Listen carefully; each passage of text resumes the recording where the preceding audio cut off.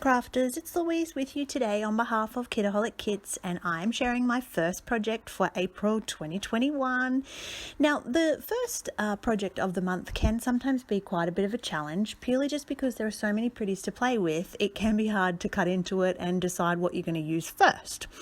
And with these photos, I have decided that I'm going to focus on a more floral type of page. Now, being that I mainly scrap my boys, I don't tend to do pretty floral pages very often. So when I do, I go all in. So this page is from some recent family photos that we had done. And I am going to really focus on those floral elements. One of the great things about the elements in this month's kit is that they come on the clear plastic. So those puffy stickers, because they're on the clear plastic, you can actually cut them out, leave them on the clear plastic until you're actually ready to place them. And it gives you a great way to move things around until you're actually happy and satisfied with where the layout is taking you. So that's what I'm doing now, is I'm just cutting out a few of those little elements on the plastic and deciding what I'm going to use. So as you can see, I've gathered most of the florals and that's what I'm going to focus on. Now it's at this point where I decide I'm going to add some pattern paper into the background. So I've sort of chosen this purpley striped one, and then I choose this floral one to add a smaller torn strip of as well. Now, as I start to put this together, I'm thinking, wow, I have got a lot going on. I've got pattern paper, which is pretty vibrant.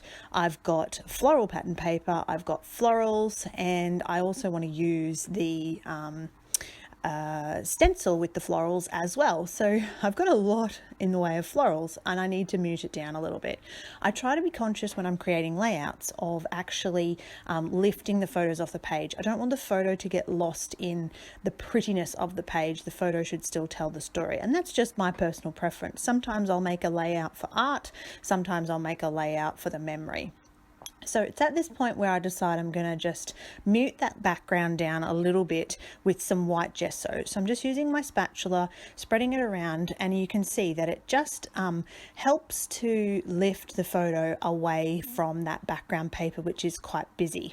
So you can still get that little touch of it, but it's not right in your face. So adding white gesso, which I like to let dry overnight. You can use your heat gun, but for me, I just leave it and come back to it the next day.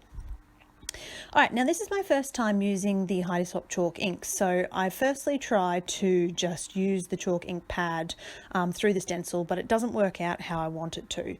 So I need to go back to the drawing board, so to speak. So I grab my craft mat and a sponge, and I'm just going to sponge that through the stencil.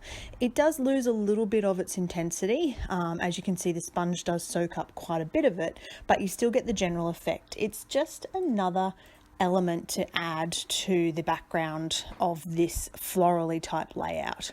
So once I'm happy with the stenciling and what I've got on the page, I'll just keep adding bits here and there until I'm happy with how it looks.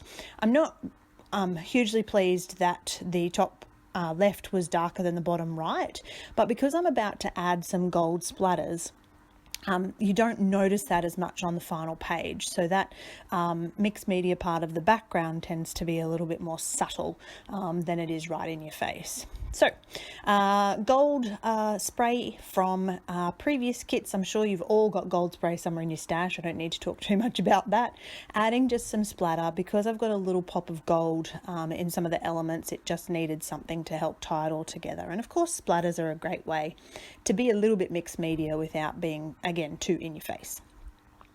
Alrighty, now that I'm quite happy with the background that I've got going on, I really like this. I think it still has a really nice amount of white space, but it's got lots of areas of interest too.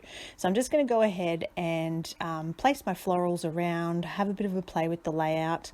Some of them are the puffy ones, some I want in the background, some I'm going to put on white cardboard. So because these stickers are actually a clear sticker, if you stick them straight onto a pattern paper, you will lose a little bit of the effect. So make sure if you want to give them a little bit more dimension, just mount them on some white cardboard and then fussy cut them. That will help them lift off the page a little bit more, especially too if you want to put foam behind them so that you can actually have them lift off the page a little bit as well. All right, so you can see I've got my little XOXO title down the bottom. I didn't start out with that title in mind, but I think that because this is such a floral page, I didn't really need a lot. You can see that they're our family photos. You can see, the floral prettiness of this layout. It didn't need a lot extra to actually make it, what I'm trying to say is that the page is pretty self-explanatory.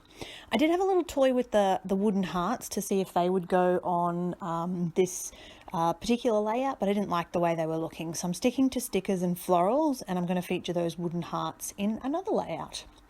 Alrighty, so basically everything now is just embellishing, some stickers here and there, incorporating the black that's in the title. I've used the gold as well with the spray and the little gold border, but this is my completed layout. So I hope you enjoyed that from me. Thank you so much for watching, and if you haven't already, make sure you hit that little subscribe button.